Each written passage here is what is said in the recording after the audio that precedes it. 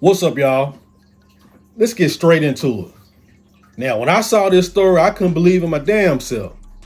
But it's true.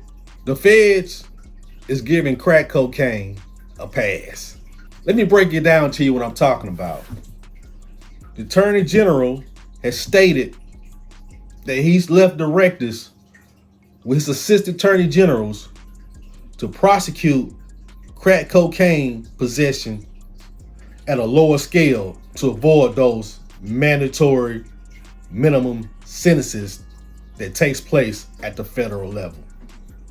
If you don't know what I'm talking about, there's a 100-to-1 ratio of crack cocaine compared to powder cocaine.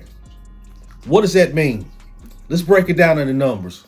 1,000 grams of cocaine, powder cocaine, makes 1 kilogram, or some of y'all might know it as a kilo of cocaine.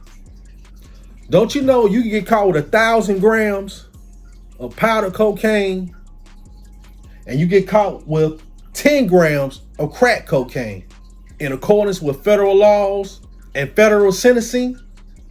Those two are equal. You heard what I just said. 1,000 grams of powder cocaine is equivalent to 10 grams of crack cocaine. If you ask why is that, I hope that's a rhetorical question.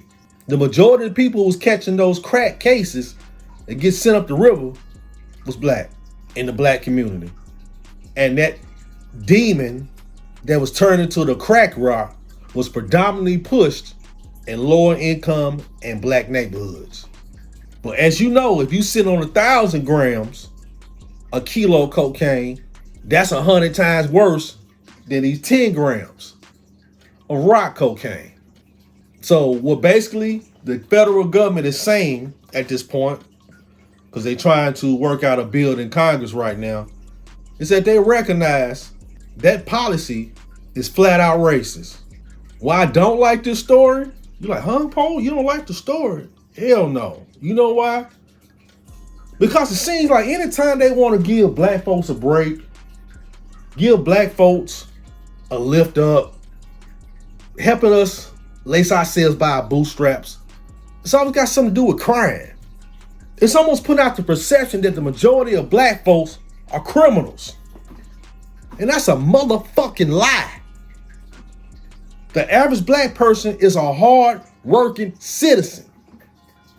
And for you to give him a break, give him a leg up, cut him a check, give him some reparations, with this justice reform, that doesn't apply to the majority of us. That applies to a small minority in our community.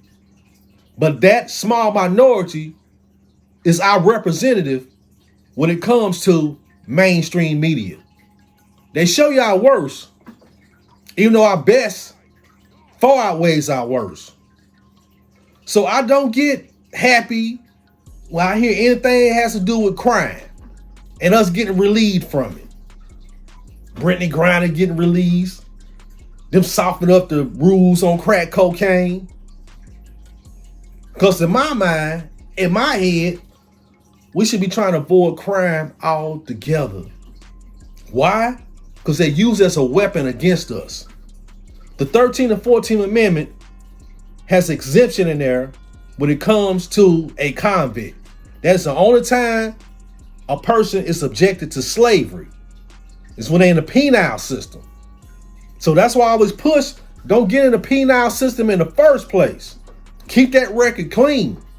So we don't have to worry about distractions of them talking about giving something to black folks by helping us get out of crime, by helping us have justice reform. Focus on God and depend on God to feed us instead of the streets, we wouldn't be in the justice system in the first damn place. Thank you for tuning in. God bless. One team.